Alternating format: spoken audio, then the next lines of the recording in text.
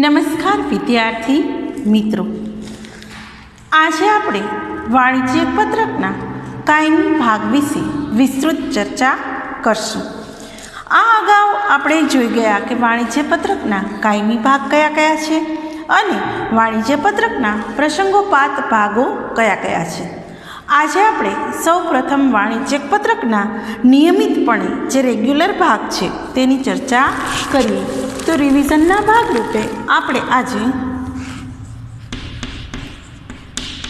Chapter number 4માં વાણિજ્ય પત્રના નિયમિતપણે સમાવવામાં આવતા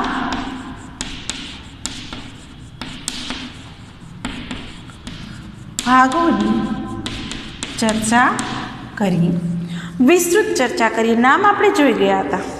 સૌ પ્રથમ છે આપણું નિયમિતપણે આવતો ભાગ એટલે કે શીર્ષક.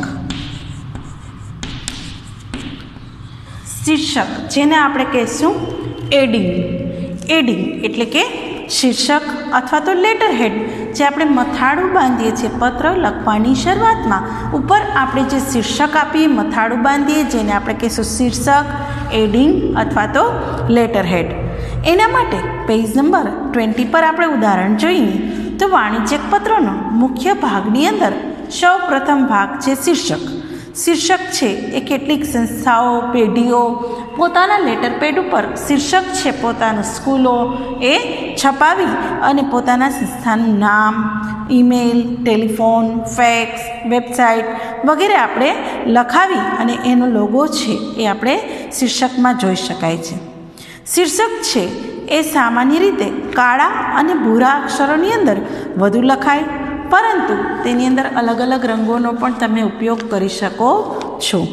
જેમ કે ઉદાહરણ તરીકે પેજ નંબર 20 પર બેટર હોમ એપ્લાયન્સીસ, જેની અંદર તમે જોઈ શકો ઘરવખરી સામાનના વિક્રેતા 10 વિનીત ચેમ્બર્સ, એસટી બસ સ્ટેશન પાછળ, બારડોલી 394601, જિલ્લો Surat, phone number, email address અને ફેક્સ. જુદી જુદી રીતે તમે બંને મથાળાઓ આ ઉપયોગમાં કરી શકો. બંને મથાળાને જુદી જુદી રીતે આપણે લખી શકીએ. તો પહેલું હતું આપણું શીર્ષક. ત્યારબાદ બીજો કાયમી ભાગ છે પત્રની તારીખ. આ ખાસ મહત્વનું છે. પત્રની તારીખ એટલે કે ડેટ. આપણે કોઈ પણ પત્ર લખીએ તો એની અંદર ડેટ છે એ ખૂબ મહત્વની છે. તો ડેટ લખવા માટે આપણે જુદી જુદી બે પદ્ધતિઓ, એક અમેરિકન પદ્ધતિ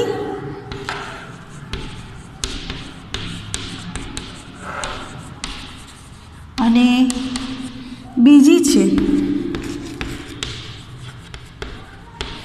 બ્રિટિશ પદ્ધતિ. ડેટ લખવા માટે અમેરિકન પદ્ધતિ, જેમાં કઈ રીતે લખાય છે આ રીતે, જેમાં પહેલા મંથ આવે એટલે કે જાન્યુઆરી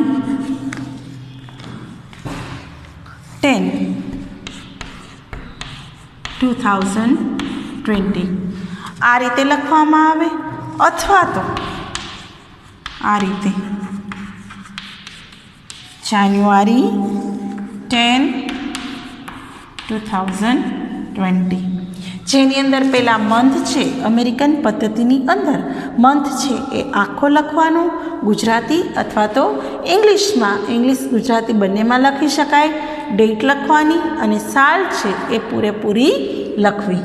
જ્યારે બ્રિટિશ પદ્ધતિની અંદર આપણે આ રીતે લખી શકાય 10th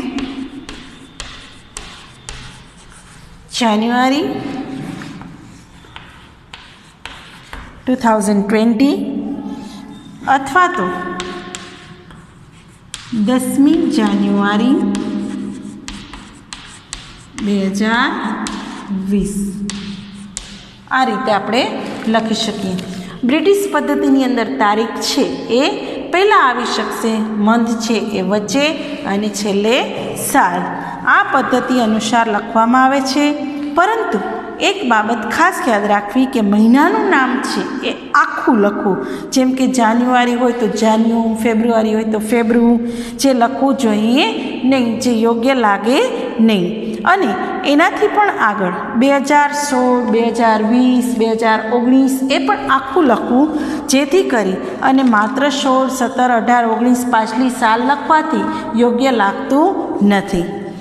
એટલા માટે બીજી રીતે લખવામાં હજી પણ આપણે આ રીતે લખી શકીએ, પરંતુ વાણિજ્યક પત્રની અંદર આ અયોગ્ય બાબત કહેવાય. એટલા માટે આપણે આખી તારીખ લખી શકીએ, નહીંતર આપણે આમ પણ લખી શકીએ 10/1/2020. પરંતુ આ બાબત છે એ અયોગ્ય લાગે, જેથી આપણે તારીખ છે એ અમેરિકન પદ્ધતિ કે બ્રિટિશ પદ્ધતિ દ્વારા લખવાની. અમેરિકન હોય તો પહેલાં મંથ લખવાનું, બ્રિટિશ હોય તો પહેલાં તારીખ લખવાની. આ રીતે આપણે તારીખ છે એ લખી શકીએ. તો વાણિજ્યક પત્રનો બીજો આપણો નિયમિત ભાગ હતો તારીખ, એના વિશે આપણે સમજ્યા. વિદ્યાર્થી મિત્રો, હજુ પણ આપણે નિયમિત ભાગો વિશે આગળ ચર્ચા કરશું. Thank you.